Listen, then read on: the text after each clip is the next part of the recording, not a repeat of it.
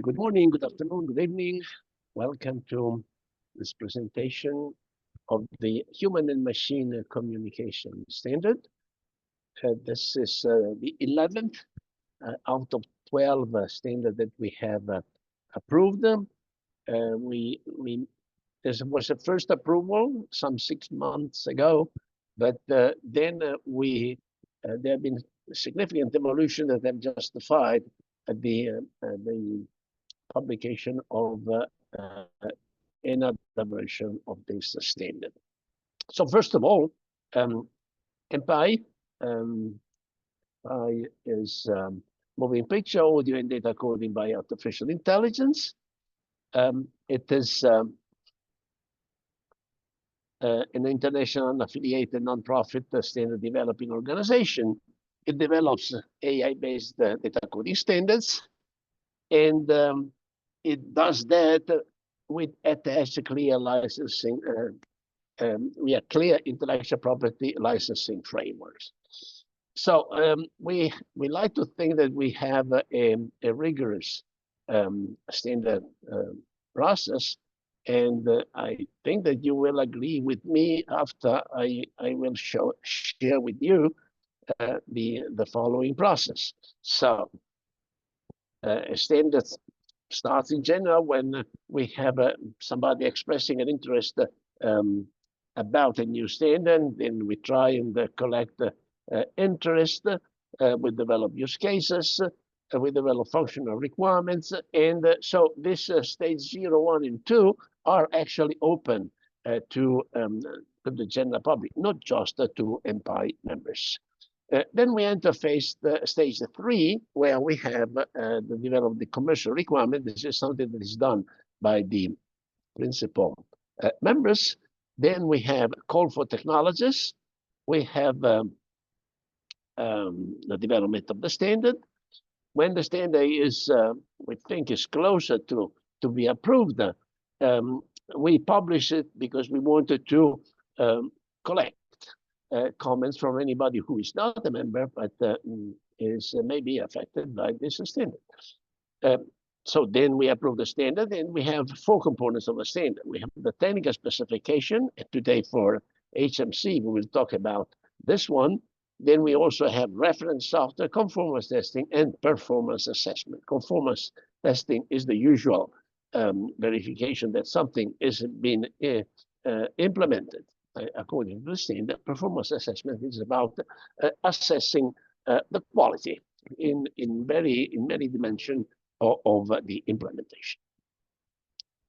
So we are talking about the standard for human and machine communication. This enables advanced forms of communication between entities, humans and machines, and both can be in a context. And context is something very specific. It is information that is about communicating entities and adds a value, because it is very important to know this is from is a certain language is used. The context is driven or influenced by culture. Then there are clear conditions for humans and machine to communicate. First of all, we say what is a human. A human is part of a real space, and you know, in that sense, a human is a communication party as much as the same condition for with another human, but can also be digitally represented in a virtual space as a digitized human in an audiovisual scene. So it means that we can have communication between parties where one party is anchored in the real world, but also when this real human is digitally represented, say, in a metaverse. Then machine can only be represented in a virtual space as a virtual human in an audiovisual scene again, but it can also be rendered in a real space. So of course, we're not thinking when the machine is actually instantiated as a physical body, but at the moment we think of rendering in such a way that you can see it potentially in a 3D render in a 3D space. And therefore, this is an important point, that an entity is either a machine or a human. So, and we use the word entity because most of the time we can safely use entity to indicate a human or a machine, because the standard actually makes no difference. So let me go to the next slide. So how does Mpai-Hmc does what it does? So Mpai-Hmc enables a real human to communicate with the machine by representing themselves as a digitized human in an audiovisual scene. And it's important to highlight what communication is, because communication is a very generic term. For instance, you are communicating yourself, but you know it is the visual appearance of the audio appearance of yourself. No, that of course is needed, but what we mean by communication here is to be able to understand an entity. Should be able to understand the semantics of the communication at different layers of depth, and produce a multimodal response that is congruent with the received information. So this is very much the core of what is the target of Mpai-Hmc. There's another combination. So you shouldn't think that it is a one-to-one only. No, we can have a human machine-human or human machine-machine, in the sense that the machine may be asked to be an interpreter by communicating with another entity in a different context. So, for instance, when the first party and the third party are using different language, then the machine may be asked to act as an interpreter. So the machine then runs as a process. It is represented as a speaking virtual human in a virtual space, but can also be rendered as a speaking humanoid in the real space. So I'm emphasizing the point they made before. So let's have some graphical representations. Here we have a machine. This machine, as I said, it can be in a virtual space, part of a virtual scene, but can also be rendered as a real scene. So in this case, we have a human talking to this machine. And note that the human can be in the real space, but can also be represented in a virtual scene as a digitized human. In this case, we have the scene, the party is made by this this woman represented here, and so this is meant to be real, but it is here represented in a virtual space, because next to her we have another avatar, and that avatar can also be part of the conversation. In the case when we have machine to machine, and here we have the virtual human can be in a virtual scene. Finally, we have the machine. On one hand, it is talking with the first human, but also with the fourth human.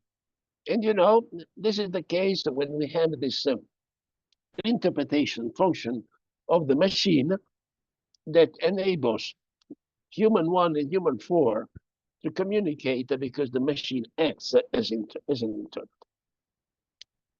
So what do we effectively standardize in Mpai-Hmc? The digital representation of audio, visual, and audiovisual objects. And by object, I include humans. The digital representation of audiovisual and audiovisual scenes So we have object and scenes. The format of the communication items or portable avatar, because that is the information that is exchanged between entities. Finally, the interfaces of the AI modules, the bricks used to build HMC-capable machines. So here is an example. So I'm introducing to you the portable avatar. It's an example of how Mpai data types are specified. So this is not the specification, this is the semantics. But we have a header. So the header is made by the standard and by the data type that is specified by this standard. And then we have the version, because things change.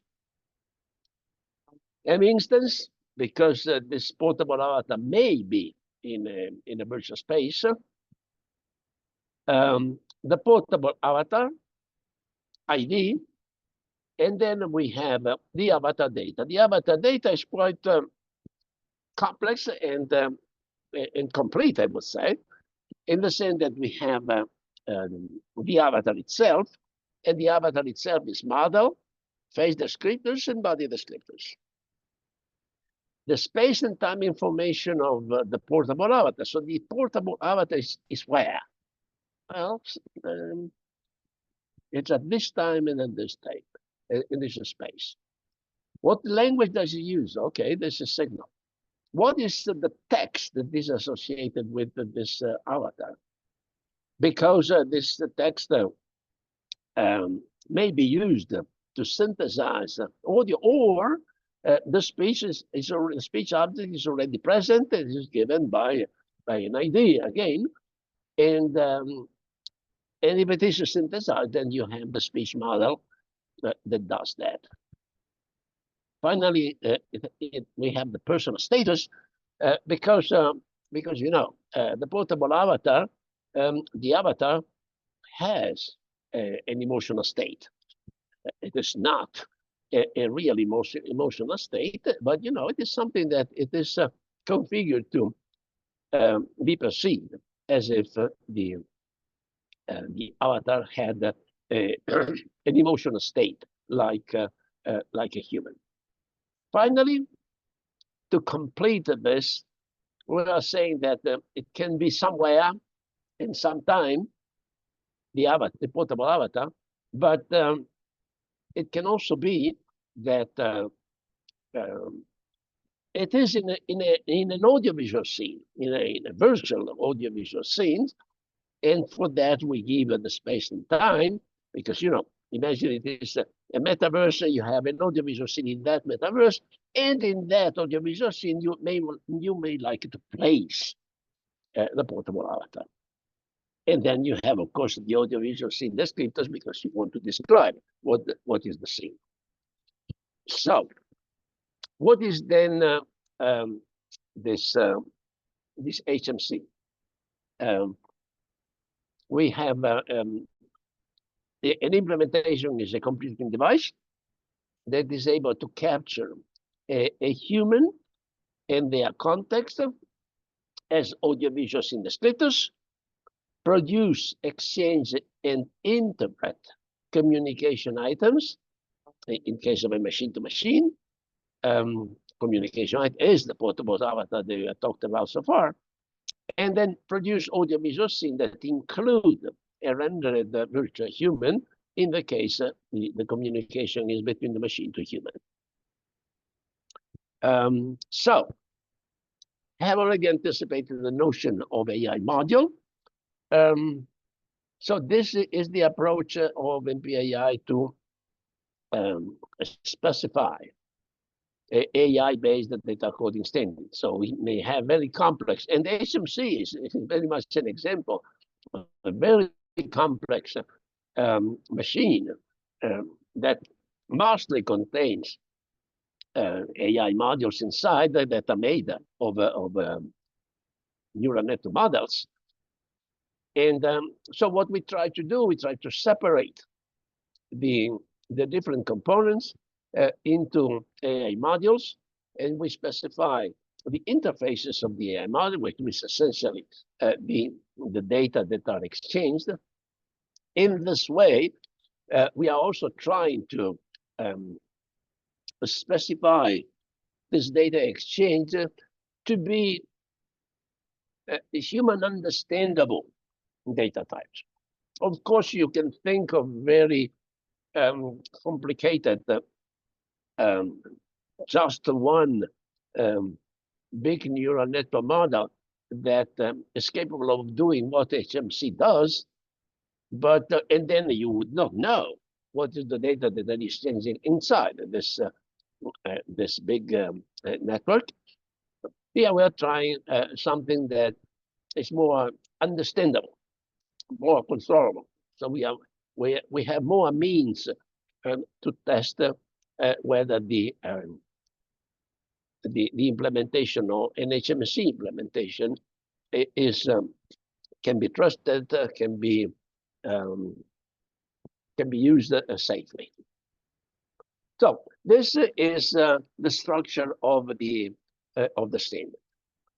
So we have an introduction, scope, definition, references, and then we start with user scenarios. So an interesting collection of how Mpai-Hmc could be used.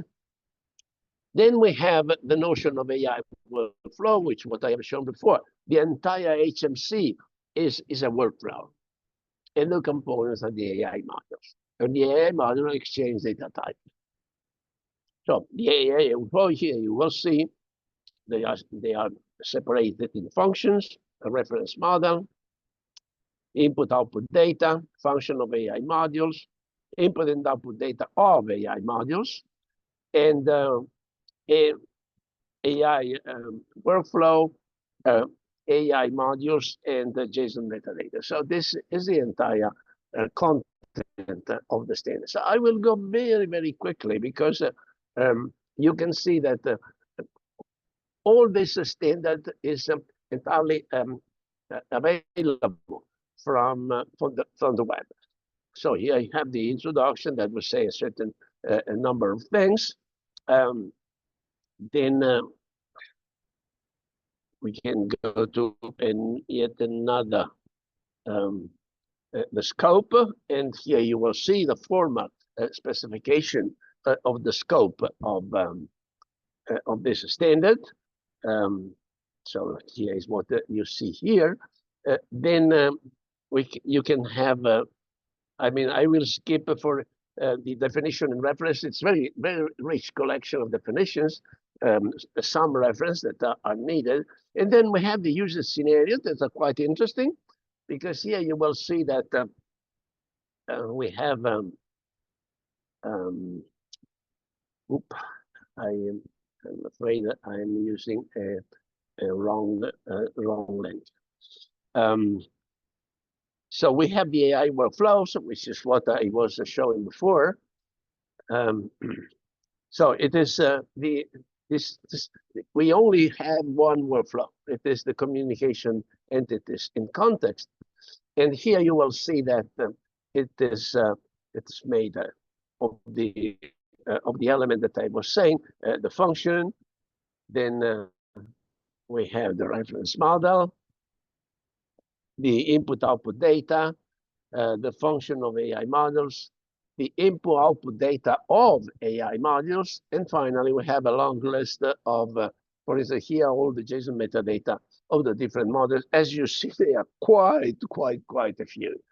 Of course, it's something that is very basic to MPAI, is the fact that you don't have to use necessarily all the AI module. You can have combination of AI modules that is a composite AI modules. What is important is that the interfaces of the composite AI module correspond to the interfaces of the other the basic AI modules. Right. So let me go back then to the presentation. You will see here. This is the collection of use cases, which is so you have a machine. This machine one here is talking with a real human one, and the real human one is using a visual device um, and the audiovisual device, and the machine responds with the information that can be displayed on an audiovisual device. This is the case a little bit more complicated in the sense that we can have either the real human or the digitized human, and the machine may still be talking with one or the other. There is no difference with the machine. In this case, the machine is just speaking with a virtual human, or is speaking with another machine that is not even represented as a virtual human.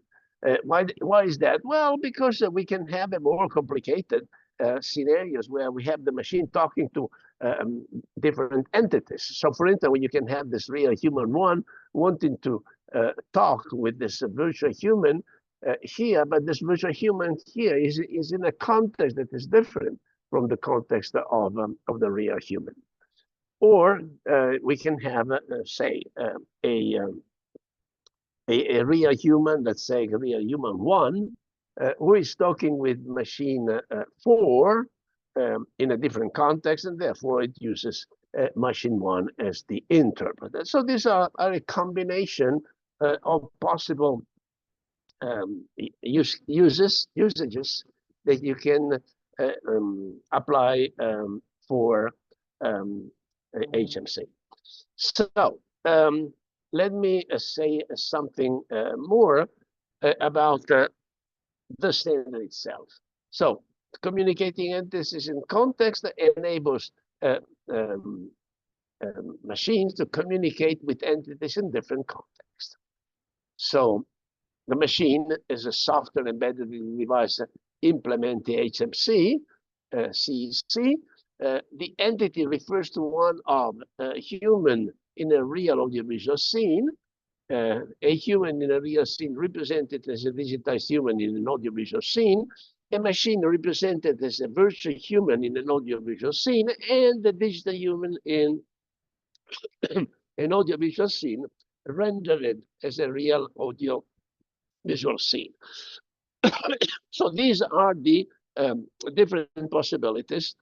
And the digital human, as we said, is either a digitized human or a virtual human. So here we have, let's have a look at this reference diagram. You will see that it is composed of a number of AI modules. And these AI modules, some are very simple, but some are rather complex. So let's start from this audiovisual scene integration and description. So the HMC receives, as we said, a portable avatar. This is the communication item.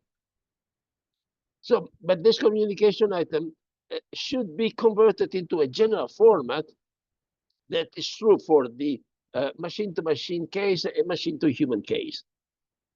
So this is a rather simple AIM that makes this conversion of a portable avatar into an audiovisual scene descriptors. Then we have the other case, which is more complicated, of course, where you have an audiovisual scene that is interpreted and is converted into an audiovisual scene descriptors. Therefore, no matter who was the party, the nature of the party on this side of the communication, the machine also always deals with audiovisual scene descriptors that are analyzed by this entity and context understanding. Data are produced that are passed to this entity dialogue processing. So it is the real interpretation of the scene to the human or the avatar that is interpreted so that the machine can respond with something meaningful. So this is the entity dialogue processing job. And essentially, the machine produces its personal status, and of course, the actual answer. It's clear that in some cases you only have the answer in a textual form, but in other cases you can just have the personal status as the answer of the machine. You have an additional case when the machine is acting as an interpreter, and in that case you will have this text-to-text translation AI module that converts the text into machine translated text. But the personal status has an influence on how the text is translated from one language to another. So that information is also added. Finally, we create a portable avatar, and if it is the destination is for a machine, then the portable avatar is transmitted. But if the destination is a human, then we will have some audiovisual information that is presented by this audiovisual scene rendering AI module. So here you have a detailed description of what each AIM does, but let's go instead into a more visual description. So this standard has very powerful components because, as I said before, the goal of MPAI is to break up complex, monolithic, and obscure AI workflows into AI module. The AI module can be basic, can be component or composite. You will see in a second an example of a real composite AIM. The implemented designs within AIM is basic or composite, as something that I said before. Then conformance depends on whether the implementer did a good job, and the performance, which is the quality, depends on how many smarter technology we are used to implement the AI. But this you can have a very low quality implementation of HMC. This is conforming, and therefore performance is also required. And in the future, there will be enhanced functionalities. So let's start from the audiovisual scene integration and description.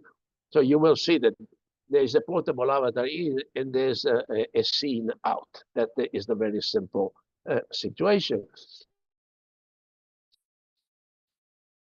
The audiovisual scene description is much more complicated because you can have audio object, you can have a speech object, and you can have a visual object. You can also have a scene descriptor that is entering this audiovisual scene descriptors AIM in the sense that you can have scenes that are hierarchical. The output is the audiovisual scene descriptors. This is the case of the audio scene descriptor. So in this case, we are able to make a more precise analysis. Of course, there can be different technology, but all this technology would need to have space-time information. So when and where. The audio object itself, if you want to find what is inside that object, and you can also have other audio scene descriptors in the sense that we have a hierarchical combination. So in this case, we make an audio analysis transform. So here we are in the space transform domain. In the space, we compute the spatial attitude, which is the where, what is the position, what is the orientation, and what is also the movement of the object.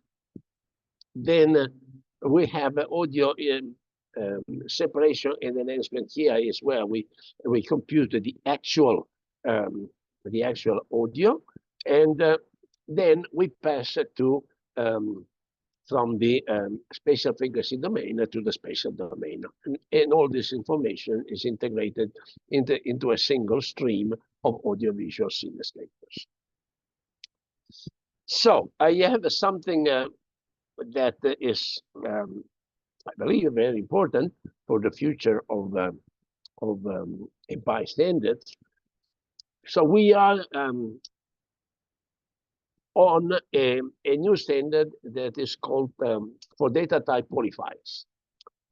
So what is a qualifier? Well, it is a set of descriptors.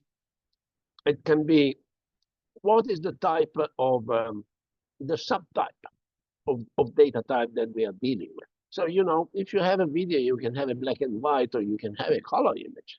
So they are still an image. The data type is still visual, but it is different. It can be 2D, it can be 3D. So there are many different combinations. Then we have the format. So think of MP3, for instance. That is an example. Then attributes may convey very interesting information from the application domain. For instance, you may like to tell an AIM that this audio contains speech of a person that is identified, so that the machine can do better its processing. So at the moment, qualifiers are defined only for text, speech, audio, and visual, but of course we will need more qualifiers in the future. So this is an example of really complex composite AIM. So this is the AIM that is called entity and context understanding. We have so this receives the audiovisual scene descriptors. I remind you that the input is always audiovisual scene descriptors, and this is separated in different streams. So this part is concerned with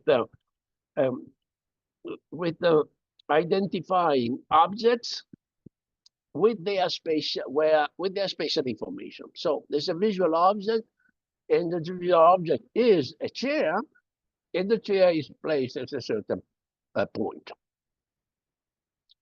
Automatic speech recognition recognizes the speech. Then we have speech object that is used for authenticate the party.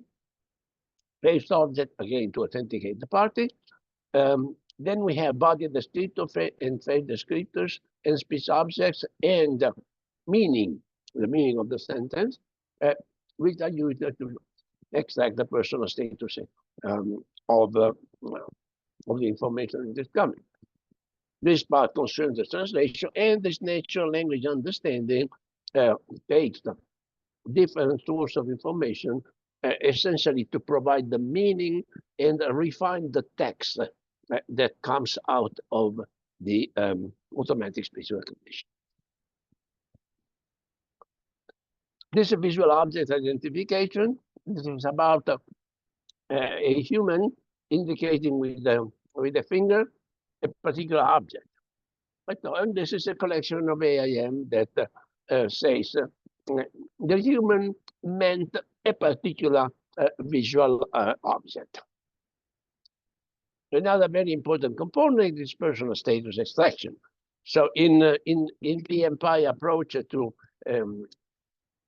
communication between human and machine, we consider very important the being able to understand what is the emotional state, and we have defined the personal status as a more general collection of information related to the internal state of a person. So you will see that we are dealing with text, we are dealing with speech, with face, and with body. So the first, this is a two-stage analysis. First, we have We extract the descriptors of the text, of the speech, of the face and the body, and then we interpret the descriptors. So we have therefore the personal status of text, the personal status of speech, and the personal status of face, and the personal status of gesture. The result is integrated in the total combination personal status gives the complete description that the machine has understood of the personal status of the party. And the party can be, I repeat for last time, that it can be a human, but can also be a machine. So this is the part that concerns how the machine provide the response. It uses different types of information. We can have a text, we have a meaning, and these are the key elements to provide the response. Then we have the personal status. Again, depending on the personal status of the parties the machine is communicating with, the answer may be changed. Then we have, so what object are we talking about? And this is given by object instance ID. Then we have the audiovisual scene descriptors, and these are needed in order to place the object in the appropriate place in the model of the world that the machines create.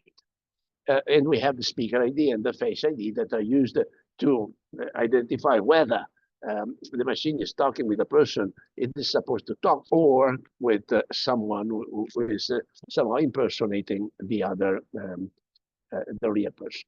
The result is, as you see from here, is text or the personal status, of course, of the machine. Let me go one step more. Here we have one of the master stages, in the sense that assume that the machine has given the text and the personal state. So what the information can be passed to this personal status display, whose task is to start from this set of information and produce a portable avatar. So it does that through the multiplex in the personal status, making a text-to-speech conversion, describe the face of an avatar, describe the body of an avatar, and multiplex all that into the portable avatar. If you remember, portable avatar is a very long list of components. Of course, not all these components are required.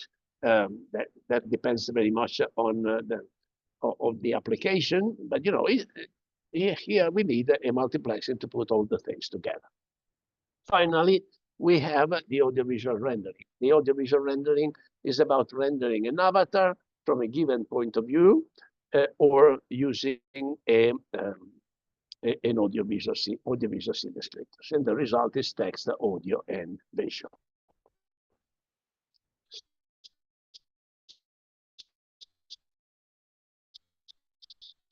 So, it's a rather complicated machine. We are in this standard are more or less available nowadays. But you know, integrating all that in a single machine is certainly something that is available to not many, not even in the research environment. Therefore, we have seen that we should define subsets of HMC implementation that still have a meaning. And in order to do that, we have identify 6 areas. So it can be audiovisual, or it can be a portable avatar. That makes a difference. So if you don't have to have the audiovisual interface, then the machine becomes much simpler. Then it's about extracting the personal status. In some cases, you don't want it to have, or you don't need, or you cannot because you don't have the technology. And this is another dimension. Then how is the information understood by machine? There are several elements here. And then we have has the machine the capability to translate? So that's another dimension. And finally, how does the machine generate the response, and how does the machine display the response? The machine can display a response just with a string of text. That's very simple, but in many cases that can be very useful. Or it can respond in speech, and then you have several elements that concur into defining what kind of speech it should be. Then it can also respond with the face of an avatar, or it can respond with the body of it. So you see, you have many different things. And therefore, so this is the table of what are the elements that are considered for defining the elements that constitute a particular recognized HMC implementation, and you have the JSON below that gives you a regular expression of this communication. I have one last important slide, and this tells you that Mpai-Hmc is a good demonstration of how we can put together a specification as complex as Mpai-Hmc, just AI modules and data types that have already been specified by other Mpai standards. In particular, from AI framework, yes, of course, because this is common to many Mpai standards. We have the content-based audio enhancement. So this is the audio part. So in the audiovisual scene description, that is needed. Multimodal conversation. This provides many technologies, of course. Then we have the audio and scene description. This provides information from the audiovisual front end, but also for the audiovisual rendering and other components as well. And finally, we have the portable avatar format. So all these 5 standards have contributed elements that are simply being integrated by the Mpai-Hmc standard, because the standard itself has only specified 2 AIMs and does not specify a single new data type. So this is the power of the Mpai approach of dividing complex application into elements, and then combine new application using these elements. So this gives me the opportunity to express to you the fact that Mpai is looking forward to working with you on this and other Mpai projects. So you will see that Mpai has a motto, which is to share the fun and build the future. I can tell you that we have a lot of fun in the future. And so you're asked to be part of that. Thank you very much.